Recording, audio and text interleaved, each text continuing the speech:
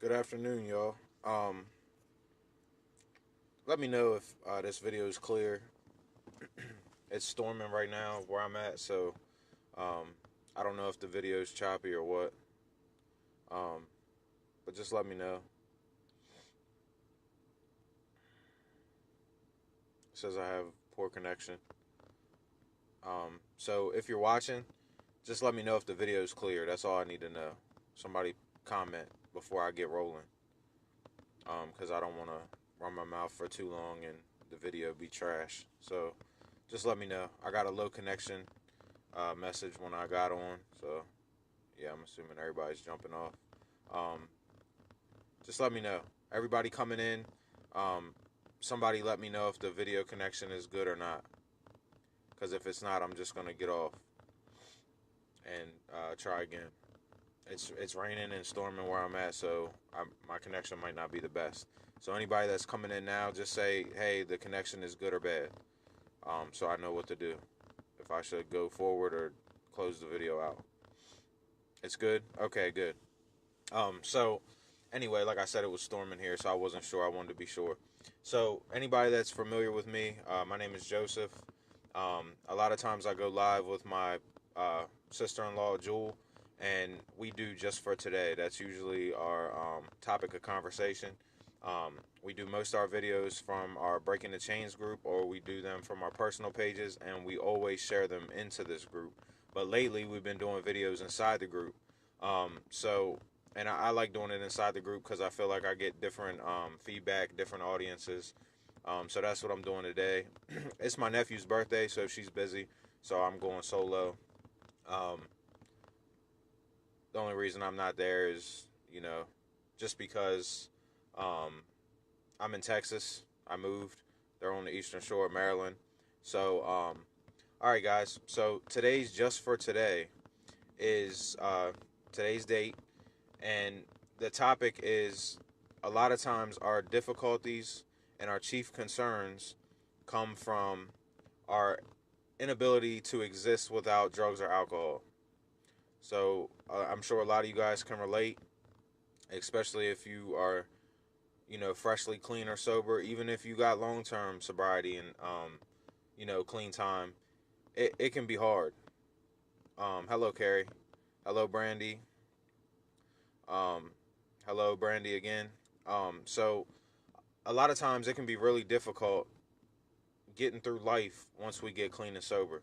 And I always talk about all the work comes afterwards. Getting clean and getting sober is the easy part, in my opinion. It might take us a while to get clean and sober, but to me, that's the easy part. It takes one action to get clean or sober. You understand?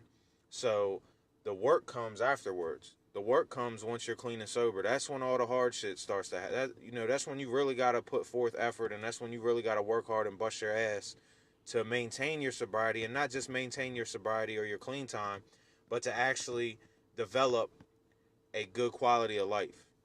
You understand? So, a lot of us, we get clean and sober and we expect instant gratification. We expect everything to just be good and it's happy days now, right? And that's not the case. A lot of times we struggle finding jobs. We struggle dealing with our emotions. We struggle dealing with our confidence. We struggle just getting through a simple day. Um, and that's kind of what this topic is about. The topic is about our inability to deal with just daily life, and our main concerns and the main things we're struggling with are as simple as we just don't have the ability to cope and to deal with daily life being clean and sober without that um, mood stabilizer, without that numb feeling. So I always talk about it. Once you get clean and sober, all those emotions just start to pour on you, and you're like, "What the fuck is going on?" It just becomes like it just becomes a big emotional roller coaster ride once you get clean and sober, because you don't know how to function.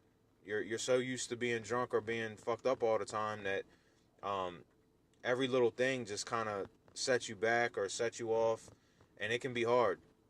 And in the topic line, it says, when we ask the old timer, about our difficulties and our experiences, sometimes we're blown away by how simple the answer is to our problems. Because I did a topic on here not too long ago called the forest and the trees, and it talks about, you can't see the forest for the trees, but that's the same kind of thing. You can't see how simple. Sometimes you can't see how simple your solution is because your emotions have you so thrown every which way that you can't see clearly. Sometimes when we get clean and sober, our emotions are so overwhelming, we almost feel like we're fucked up even though we're clean and sober. You know what I mean? Because we're like, what the fuck is going on? And, what is this about? And I don't know how to deal with this. And it can get overwhelming. And that's why I talk about your foundation. You need to make sure you have a good foundation. If you go to the meetings, look for the old heads, look for the old timers, look for the ones that's been there for a while, and they already went through this. They already went through living life sober and clean for the first time. So they can be a great help to you. And you go up to them and be like, "Hey, man, I'm going through this. I'm going through this, and this is bothering me." And you're all bent out of shape, and they could probably just laugh at you and tell you exactly what's going on and what you need to do, as simple as that. And when they tell you, you're like, "Oh, that's it," and you feel better. You're like, "Okay, now I understand." And I just feel like we all go through that. I don't feel like there's a single addict or alcoholic who got clean and sober and it was just like, okay, business as usual, back to life. You know what I mean? It doesn't work that way. Um, I feel like it gets hard. It gets hard just coping and dealing with the day-to-day stresses because you don't have a crutch. You no longer have something to run to. You no longer have something to make you numb to regular life, and it is just regular life. All them things that you're going through and all the hardships and all the difficulties that you're going through, everybody else is going through it too. You know what I mean? But you're kind of at a disadvantage because you're so used to drowning your problems or covering your problems with drugs and alcohol. Um,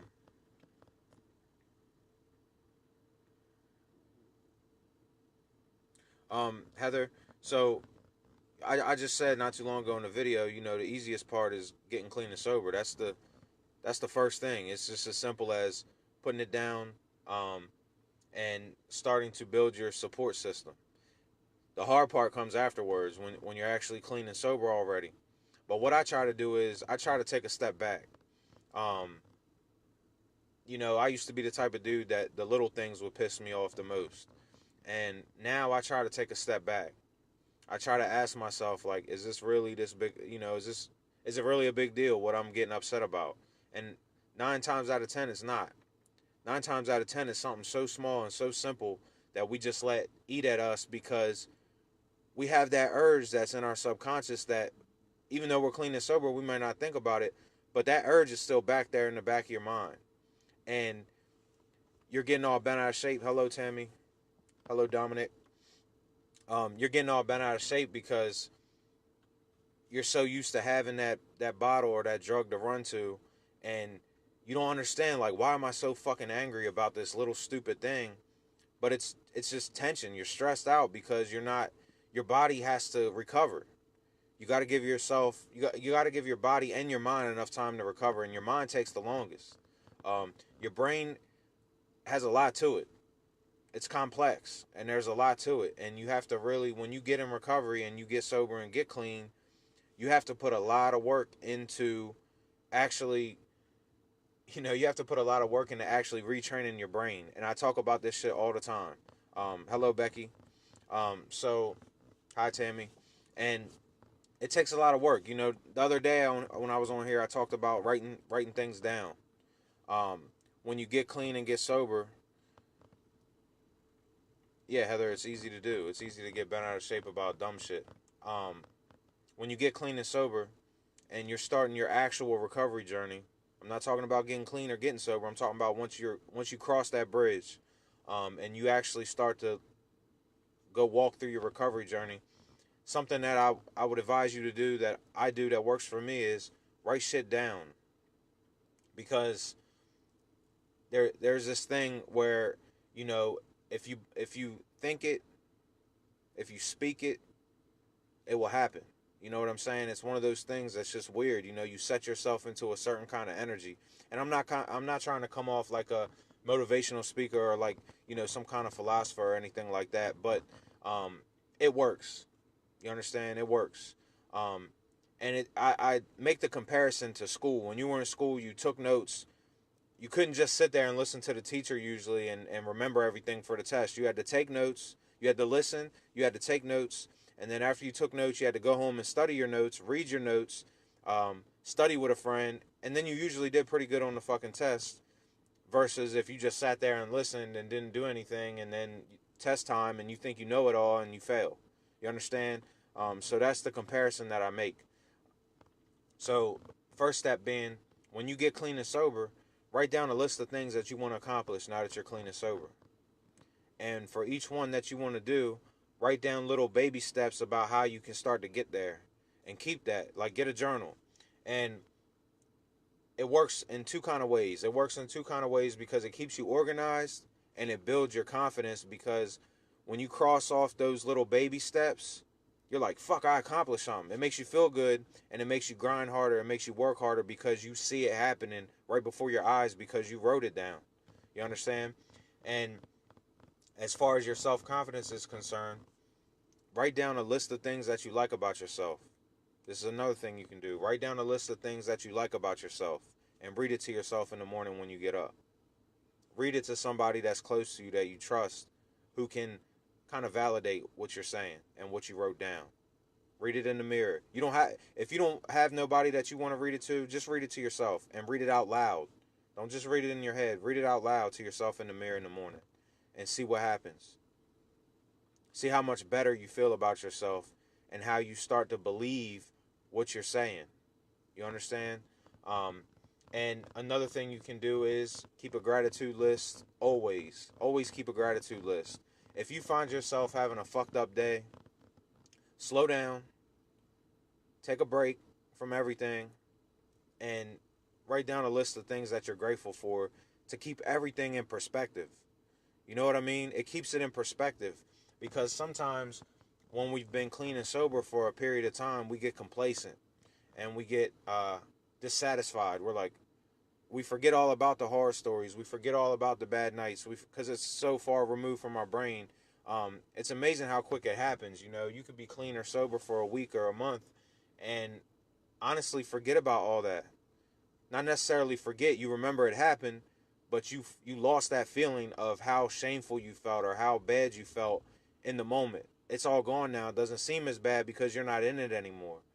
And we can get comfortable, complacent, dissatisfied, and we can lose sight of all we have to be thankful for. And I would advise all of you to keep a gratitude list or make a new one every time. Like if you're having a shitty day and it's like one bad thing, you know how sometimes you have a bad day and you're just like, kind of fuck this day, and then it's another bad thing happens and another bad thing happens. Why do you think that is? Because you're feeding that energy. You're feeding that negative energy. You're letting it get to you and you're starting to crash. You understand? So when you feel that, as soon as you feel it, as soon as you feel the worst part of your day, as soon as you feel the worst part of your day happening, you feel the bad thing happening, all our cell phones have like a notebook thing in it. So that way you don't have to get home and get to your journal. You can do it right there, right then and there. Go open up your notes or send a Facebook message to a friend, which I really like to do more. I like to do the message to a friend thing because you may never know what kind of day they're having. And you might send them that gratitude list, and then they'll be like, shit, and they'll feed off that energy. They'll send you theirs back. You can have a conversation about it, and you're both having a good day after that. You know what I'm saying? Your day is turned around. And it's like addicts and alcoholics, even regular people. The shit I'm telling you is like tools that everyday people can even use. It's not just for addicts and alcoholics, but it's more desperate for us to do it because we're at a disadvantage, you know, once we get clean and sober, because we've been living in a haze for so long that life can be a shock to us. So it's just some things that I'm thinking about, and some things that work, some things I would like you to do. I always say feel free to go ahead and add me on my personal page. Send me a message if you need anything, if you're going through a rough time or something. I'm open to communication. I'm not just a video. I'm a real person, so if you need anything, feel free to add me and send me a message. And the community is powerful. It's all about the community. And we can use the community to benefit us instead of using the community to let the one bad egg in the community ruin the whole bunch. You know what I'm saying? A lot of times we can get caught up. It's so easy to get caught up. On this page particular, I see sometimes somebody will post something, and instead of just not giving that person the time of day, if you think they're trolling or they're coming off a little, fucked up or negative, kill them with kindness. You know what I'm saying? Don't get in the comments and get in an argument or bash them because you don't know what that person is going through. You got to keep feeding good energy to the community for the community to work. You understand? Same thing with your real community on the street, where you live. It's the same thing. I often talk about how this little trend started with the opiate epidemic, where people want to share these posts and these T-shirts about shoot your neighborhood dope dealer. Such a fucked up thing to say. You know what I mean? You can't solve a problem with negative energy. You can't solve a problem pointing a finger. You can't solve the problem with hate. You understand? And like I said, I'm not trying to come off corny, but it's true. You don't know what that guy's going through. You don't know what the dope dealer on your block is going through. He might just he's trying to get by the best he can, just like you are. You know what I'm saying? And I always make the statement that if there wasn't any addicts, there wouldn't be any drug dealers to begin with. So let's work on what we can do. You know what we can do? We can help get people clean. We can get clean. We can get sober.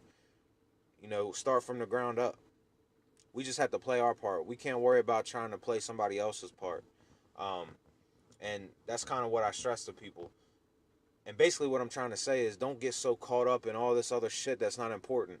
You know what I mean? The only thing that's important is your well-being, your sense of self-worth, your pride, your focus, your determination. It's all about you. Getting clean is all about you. Getting sober is all about you. And then you'll watch that trickle-down effect, because you'll get some clean time and some sober time, and then you'll be able to share your story and help somebody else. You know what I'm saying? If you've been kind of disconnected from your children because of this, or you've not been the best parent because of this, now you have the ability to just watch the trickle down. Now your kids are going to start to see a real parent. They're going to start to see you're doing better, and you're going to be more involved in your child's life. Let the actions speak. You know what I mean? And use your influence for good things instead of bad things, just to tie it all together. So I'm going to go through and check out some of the comments.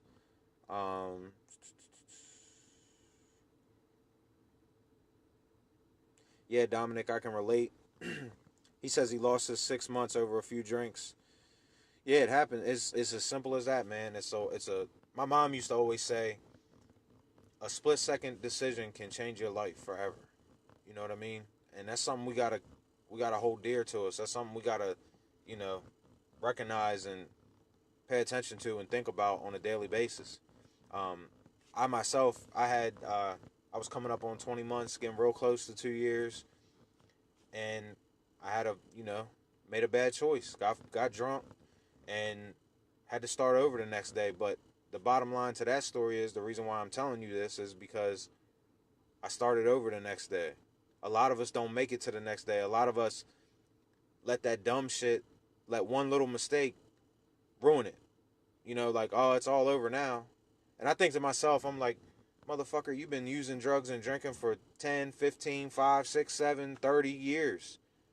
You're going to let one bad night, you know what I mean? You had a lot of bad nights before. You know what I'm saying? So I always tell people, if you've relapsed, don't go on a run. Don't turn it into a binge. If you've relapsed, admit it to somebody the next day when you wake up and you're a little bit clear-headed, Admit it to somebody the next day. Talk it out with somebody you trust. If you got a sponsor, go to a meeting if you do the meetings. Um, Go to rehab if you think it's that severe. Go back to rehab. What you got to lose? Um, so it's just things to think about. And I try to always come from like a positive standpoint. Sometimes um, something might make me angry, and I might go on a tangent here and there. But for the most part, I try to stay focused on putting forth a positive message, because I feel like positivity helps us more than anything else.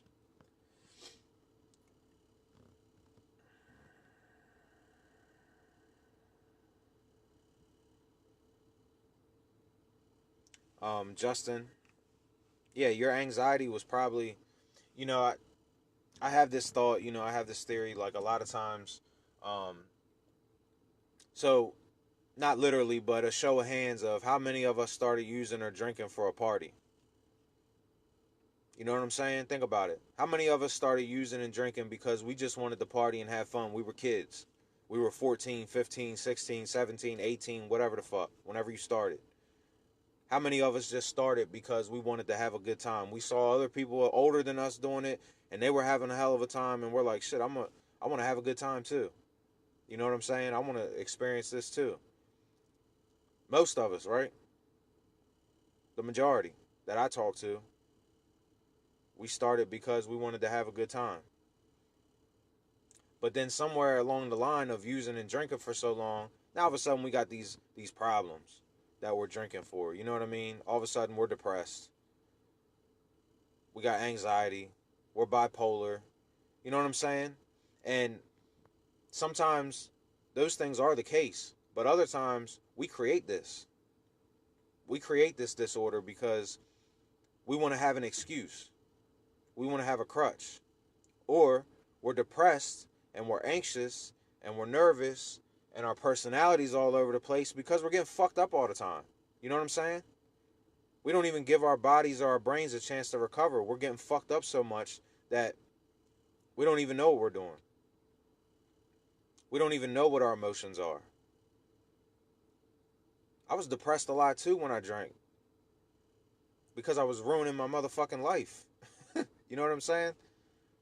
I was anxious a lot too because I was trying to remember what the fuck I did the night before and if that shit was gonna bite me in the ass later. You follow me? Waking up, going through your phone. What the fuck? What did I do? I don't remember. It's like, so don't slap. I don't like okay, so my thing is I don't like labels. I'm just one of them guys. I don't like labels. Don't slap a label on yourself so quick. See if you can get clean and get sober and see if that subsides. Use the tools that I told you about earlier in the video. Anybody that's late, watch the replay. Um, Use the things that I told you about later and see if some of that shit starts to go away. See if you become more happy and self-confident and less depressed. And then tell me down the road if you're doing the things that I've told you to do, or you have a therapist, or you have a sponsor, or you have, you know what I'm saying? Don't be so quick to add on to your plate. Because when you slap something like that on yourself, you're just adding to your plate that's already pretty full. And when I went to college, I studied psychology, and it relates because I kind of got I loved it. I was interested in it, and I kind of got a bad taste in my mouth because I saw so many times treatment led to prescription, and it put a bad taste in my mouth. Um, and but I wanted to use my education that I did get and the passion that I have for it and use it for this because this is personal to me because I've struggled with it. Most of my family members have struggled with it, and it's something that is a problem in our country, and a lot of good people are getting lost in the shuffle when they could be positive role models and they could impact their community in a good way and help the generation coming after them. I feel like the generation before me, anybody that I'm about to turn 30 in a couple days, so my generation before me is the 60s and 70s, right? Our parents are from the 60s and 70s. when drugs became a big party all of a sudden. Um, and I just feel like we've lost touch, we've lost sight out of that generation. You know, you see a lot of grandmothers raising kids now, and it's because of that generation. And we've kind of picked it up and kept going. You know, we're just the trickle down effect, like I told you about, that can be a good trickle down effect. It's kind of created a negative one. Um, but it's not too late to reset. You know, it's not too late to start over. And it's getting desperate now, you know, because I talk about on here that when I was coming up, the only people I knew that smoked crack and did dope were old people. People in their 40s, late 30s, 50s, 60s. I didn't know no people my age doing that shit. Might have been one or two, you know, but now it's like everybody's doing this shit. Everybody's popping pills and using dope, and that shit's foreign to me. Like when I was coming up, you were allowed to drink and smoke. That's all you were allowed to do. If you did anything else, you know, my friends and the people that I surrounded myself with, they looked at you like some type of way. Um, and now it's kind of became socially acceptable because, you know, pills are on the same playing field as alcohol now. It's acceptable. Um, and alcohol is one of them things where we've been losing people years and years and years and years and years. You know, it's been legal for a long time. And it does just as much damage. But the problem is a lot of people are a lot of people are ODing at a rapid rate. You know, like think about your hometown and think about how many people did you know died in DUI related car crashes. Not many, right? Maybe one or two from high school. But think about now how many people you know that are overdosing. A lot. Sometimes one, two, three a day, more maybe. Um, so it's a problem. And I would stress um, anybody that's on the fence, get off the fucking fence. Make a decision. You want to live or you want to die? I know it's fucked up to say it, but it's true. And, you know, I told a story on here the other day about my mom, how, you know, she was used street drugs for years, dope, crack, coke, whatever. She didn't care. Um, and she got clean, and she was clean for 8 months, and she died after being clean for 8 months. She died. She was 49 years old. She died last year because of the effects of long-term drug use. She developed hepatitis. Her heart was fucked up. Her liver was fucked up. She couldn't stay healthy. So just think about it. You know what I mean? Make a decision. Make a choice. And anybody that's watching, that's using, if you're using, I don't care. I want you to watch. Because I want you, even if you're using, I want you to do those things that I told you about. And like I said, if you missed it, watch the replay.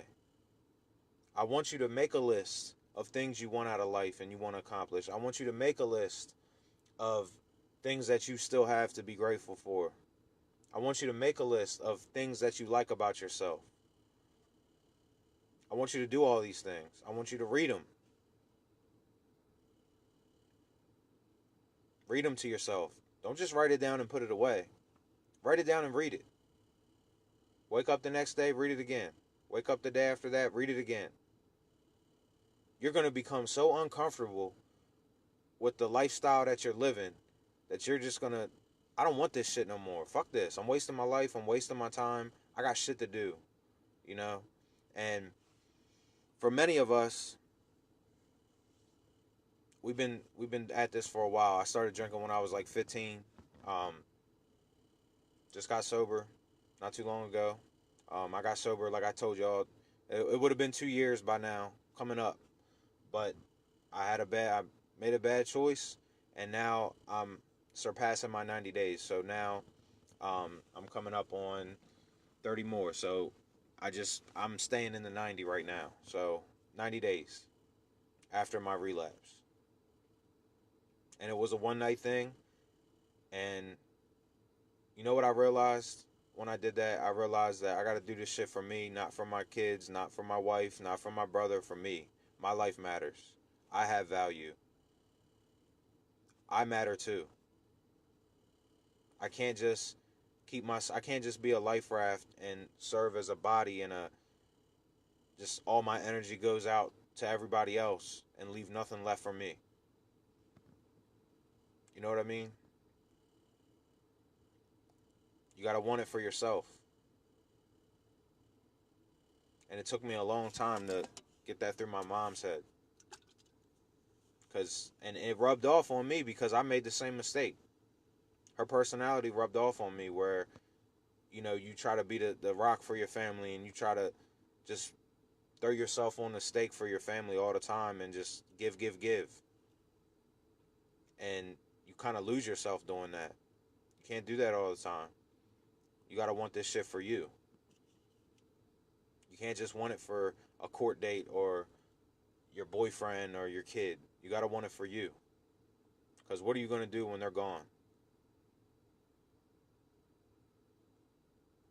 What are you going to do when your child goes and stays the weekend with one of their friends? What are you going to do when your boyfriend has to work late? What are you going to do if your boyfriend goes and hangs out with one of his buddies? What are you going to do when that court case is over? These are all the things that we got to ask ourselves. Anybody just coming in, make sure you watch the replay. I'm coming up on the end of the video. So, make sure you watch the replay.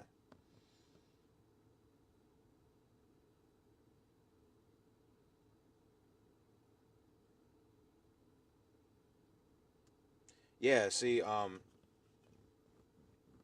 said you started using because your dad passed away. A lot of us do start off traumatic experiences like that, but I was just making the statement that, and I'm sorry about your loss.